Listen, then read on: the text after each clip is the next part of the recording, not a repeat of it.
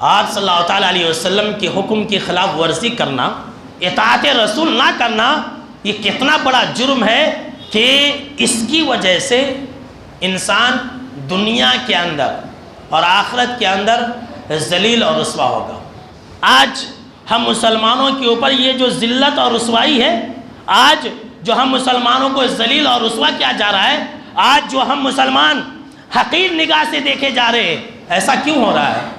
اس کا جو سب سے بڑا ریزن ہے اور جو سب سے بڑا سبب ہے وہ یہی ہے کہ ہم آپ صلی اللہ تعالیٰ علیہ وسلم کے حکم کی خلاف ورزی کرتے ہیں، ہم آپ صلی اللہ تعالیٰ علیہ وسلم کی اطاعت نہیں کرتے ہیں، ہم آپ صلی اللہ تعالیٰ علیہ وسلم کی اتباع نہیں کرتے ہیں، ہم اپنا منمانی کرتے ہیں، جو من میں آیا کر لیتے ہیں، جو من میں آیا نہیں کرتے ہیں، تو اللہ ہم کو ذلیل کر رہا ہے۔ کیا مسلمان آج کم تعداد میں؟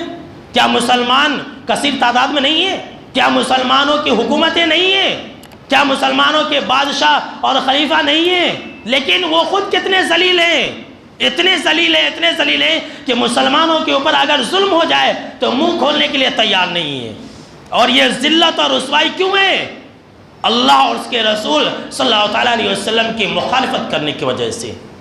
سچ فرمایا ہے اللہ رب العزت نے کہ ان الذین یحادون اللہ ورسولہ اولئک فی الاضلین، کہ جو لوگ اللہ کی اور رسول کی مخالفت کریں گے، جو میرے رسول کی مخالفت کریں گے، اولئک فی الاضلین، ایسے لوگ ذلیل اور رسوا کیے جائیں گے۔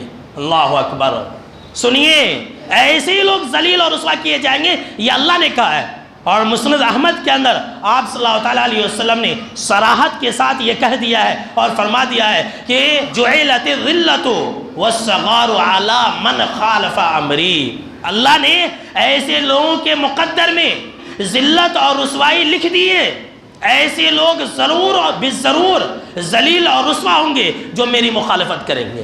آج مسلمان اجتماعی طور پر مخالفت کرتے ہیں کہ نہیں کرتے ہیں؟ اپنے زندگی کے ہر موڑ میں مخالفت کرتے ہیں، چاہے وہ عبادات ہو، ریاضات ہو، معاملات ہو، شادی بیاہ ہو، لین دین ہو، ہر چیز میں آپ صلی اللہ تعالیٰ علیہ وسلم کی مخالفت کرتے ہیں۔ نتیجہ یہ ہے کہ ہم اور آپ ذلیل اور رسوا ہو رہے ہیں۔